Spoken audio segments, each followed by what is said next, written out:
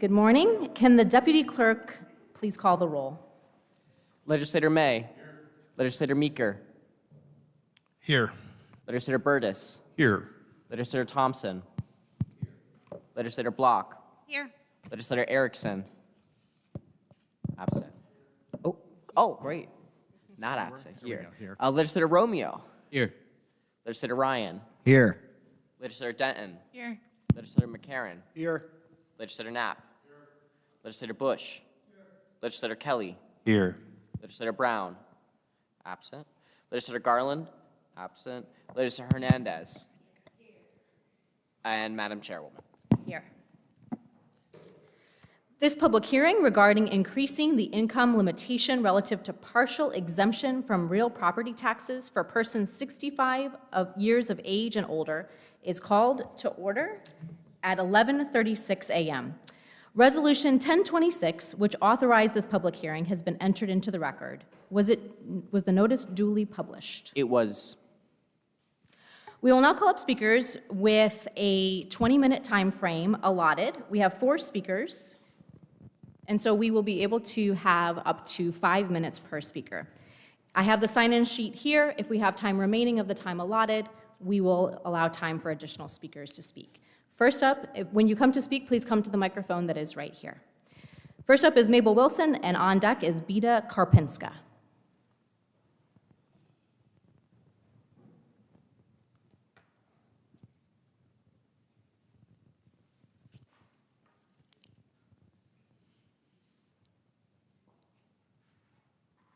Good morning. Yes, right here at this podium.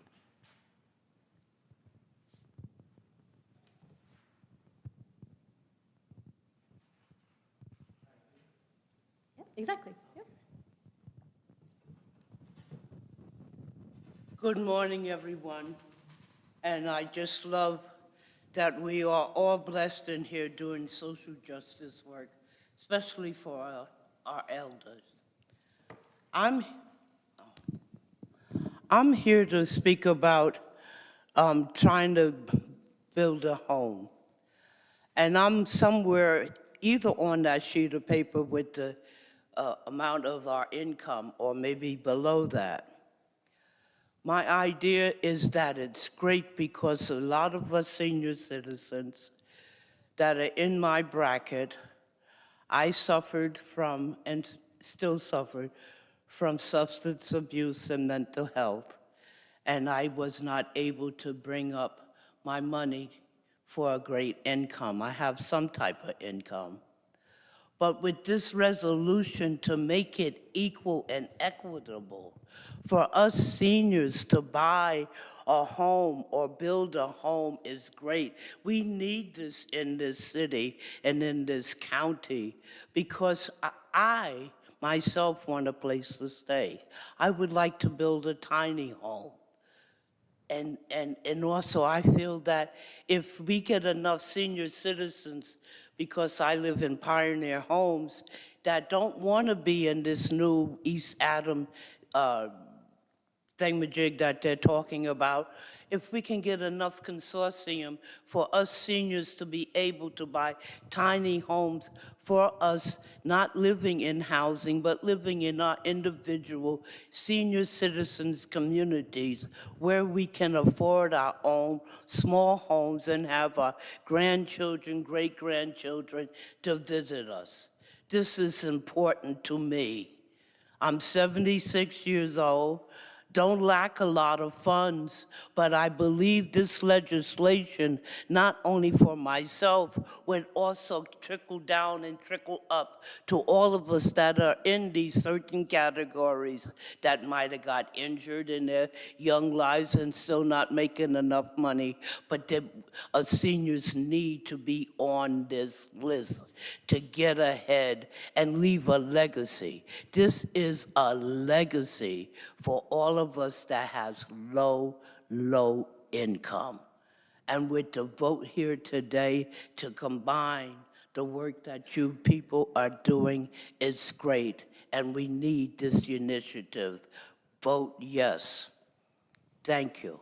Thank you so much, Mabel. Bita, you are next up, and next on deck will be Laura Kleback.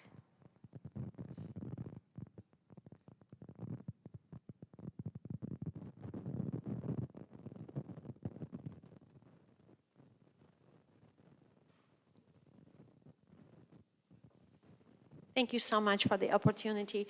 I just wanted to say I'm very much in support of this resolution and grateful that you are considering. I am a homeowner living in Onondaga County. My husband is already a senior. He's still working part-time, but we own 2 homes, and the home that we own, I cannot imagine paying taxes without a break on it when we retire. Our life have been dedicated to not-for-profits, and our salaries are not going to be very high, or Social Security when we retire. And really having a tax break like this is going to be very helpful. As you know, when seniors retire, we get on fixed incomes, and there's so many expenses that are going up. Just being on Medicare is extremely expensive. As far as being able to afford health insurance when you retire. So I just wanted to say I'm very grateful for considering this, this resolution, and I'm very much in support of it. And thank you for voting for it. Thank you so much, Vida. Lori? And next on deck is Jessica Lewis.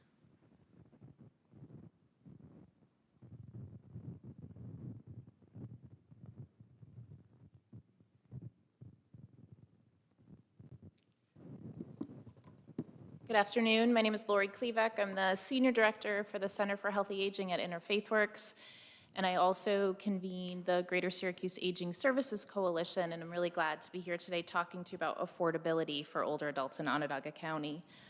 As you no doubt know, Onondaga County is a rapidly aging community. Like so many places across our country and across the globe, there are more people in their later years than there are people in their younger years for the first time in recorded history. Here in Onondaga County, 18% of people are over the age of 65. And by the end of this decade, it's predicted that nearly 1/4 of our residents will be older adults. In Syracuse specifically, these changes have been especially pronounced in the past decade, where the number of older residents has grown by 43%. The number of older African Americans have grown by 63%, and the number of older Hispanic people has swelled by 250%. The older adults in our community are a hidden powerhouse across our state. Older New Yorkers commit more than 495 million hours of community service each year. They're the #1 volunteer group. They represent 42% of the tax base. They're the #1 entrepreneur group and the #1 givers of charity. These folks are traveling and learning, they're falling in love, renewing their purpose, and helping to raise their grandchildren. But because we're a society that favors youth and is not always well prepared to support aging, we do have some problems. In the past decade, the number of older Syracusans living in poverty has more than doubled. We have the 3rd highest poverty rate in the state of New York. Homelessness among older adults is on the rise, outpacing rates of increase in the general population. Older adults now make up about 15% of the homeless population. People over 85 have the highest rates of suicide, caregivers are burnt out, and especially Black caregivers, who are 69% less likely than their white peers to receive support.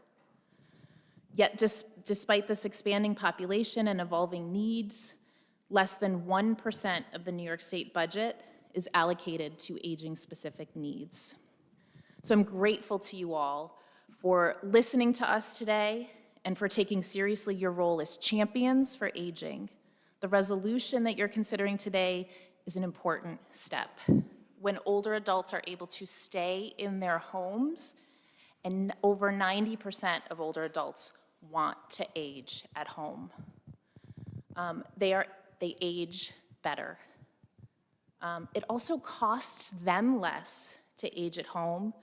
It costs their families less to age at home, and it costs our systems less to age at home. It is significantly less expensive to pay for in-home care as a person ages when they need that around-the-clock care than it is to pay for it in a nursing home. So thank you for demonstrating to older adults and their families that you are committed to age equity and that you are open to working with the community to improve aging and build economic justice for older adults in Onondaga County. Thank you so much, Lori. Jessica Lewis?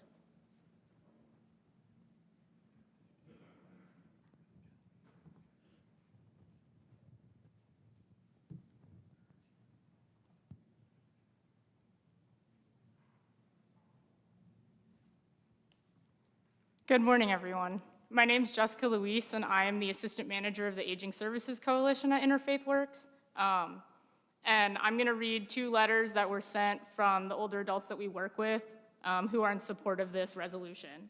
The first one is from Tina Fitzgerald. Said, Dear Onondaga County Legislatures, I'm writing to express my strong support for expanding and enhancing property tax relief programs for seniors with a particular emphasis on raising the income limit for eligibility. As members of our community age, many face increasing financial challenges due to fixed incomes, rising healthcare expenses, and the growing cost of living.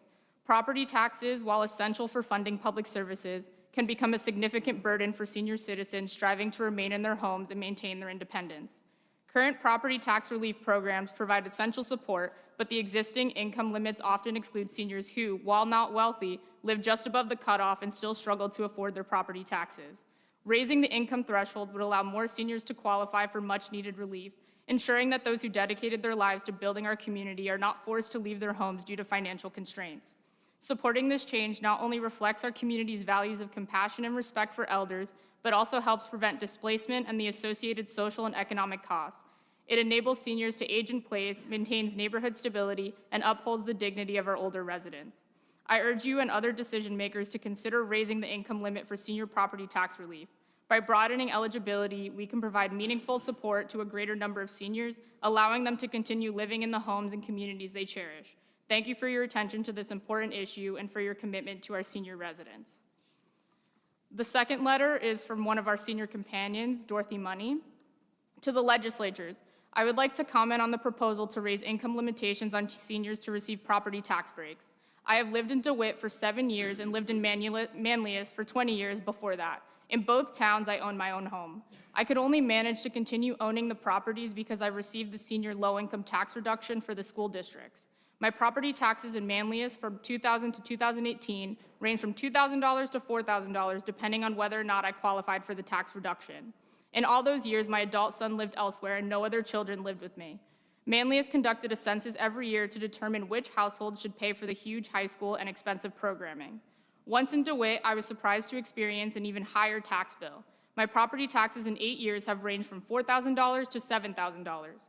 The JD School District is specifically killing since the school district still maintains an income level requirement higher than Manlius to get the school tax reduction. With an income of $32,000 in 2023, I got no reduction and paid the full school tax of $5,000. My income was a better income pre-COVID while I still worked. However, my income was only about $32,000 up to my retirement in 2016. Even for a few years after I retired, my income was supplemented by various items I disposed of and received cash for such as a vehicle. It is humiliating to have to reveal all these figures, but I know the legislature does not care about my worries, only the real numbers. My income, which is derived from Social Security, New York State pension, and RMD, has an AGI of $8,000 for 2025. I only survive in my own house because my family member pays my utility bill and food costs for me. I cannot afford to put any money into my house for repairs, and it deteriorates year by year. I certainly cannot afford to live in moderately priced, affordable housing where the rental costs increase every lease period. I still pay a mortgage in DeWitt, and bank advisors have encouraged me to stay in my house because I will never find housing in Onondaga County equal to my mortgage payment. All housing is much costlier.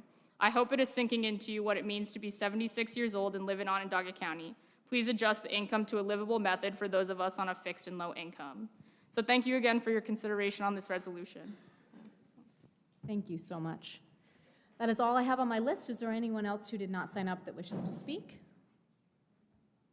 Seeing none, I just want to thank all of you who came to speak. It really does mean a lot to us as we're considering this legislation to have members of the public to come out and to share the reasons why this is important. So thank you all so much for your words. Seeing no more comments, this public hearing is closed. We are going to move directly into the closing of the public hearing and who wishes to speak on this matter. Do we have some speakers? Yes? Okay.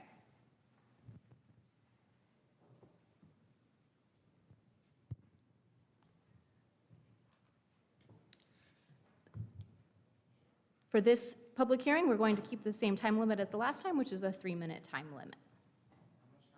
3 minutes. Well, I didn't realize there would be an open public hearing for this industrial water district till I saw the change in the agenda this morning. I thought I would make my comments at the session in the 30-minute. But my name is John Prespior. I'm a resident of Syracuse. And so I opened my remarks by saying I commend the chairman, the chair lady, and committee chair Denton for their proposed creation of the Housing and Transportation Stakeholder Advisory Committee, and urge the legislature to approve that proposal as well. Citizen engagement is an important construct for a sustainable community. And it is promoted by Greening USA's, the Central New York not-for-profit organization, which I helped found 20 years ago, and our 12 traits of a sustainable community policy guidelines. I also commend the chair and committee chair Erickson for their leadership in creating the opportunity over this last month for the public to weigh in on the pros and cons of the proposed industrial wastewater district. While there are still many unanswered questions about the proposed industrial wastewater treatment needed to be answered, creating a mechanism for Micron to pay for the cost is perhaps commendable. Nevertheless, there remain questions and issues to resolve.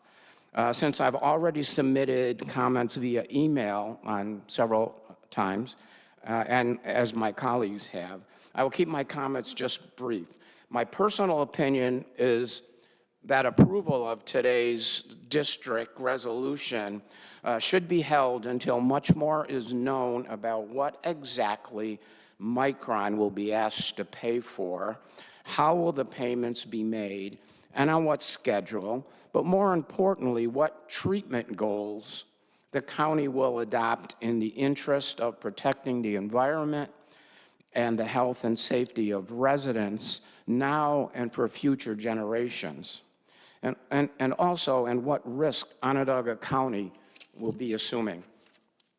Since there apparently will be additional steps needing to be approved by all of you, the passing of today's resolution may simply be an administrative step, as Deputy Johnson has asserted.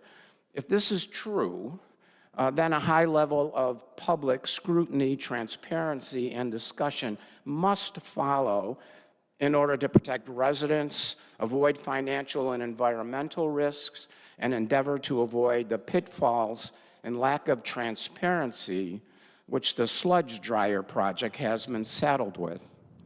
So there is a vast lack of, so far, there has been a vast lack of transparency from the administration about all things Micron.